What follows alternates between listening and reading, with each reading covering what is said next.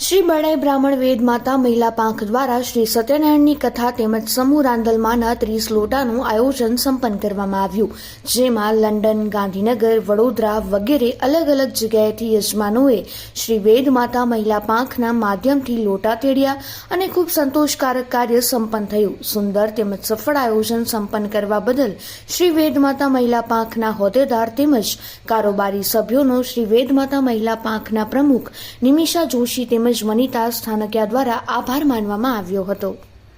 એકદમ વન્ડરફુલ. મેં 40 વર્ષ પછી રાંદલના પ્રસંગમાં આવી તો એટલો બધો આનંદ ને એટલું બધું પવિત્ર લાગ્યું બધું. અને ગોળીઓ નાની નાની મને તો આજે પહેલી વાર આટલા વર્ષોમાં કરવા મળ્યું. બહુ જ સરસ. તમારો ખૂબ ખૂબ આભાર. તમે લોકો જે કામ કરો છો ને એ અમને ત્યાં એવું કોઈ હોય અમેરિકામાં તો કેવું સારું કે અમે પણ કરી શકીએ. સાચી વાત છે.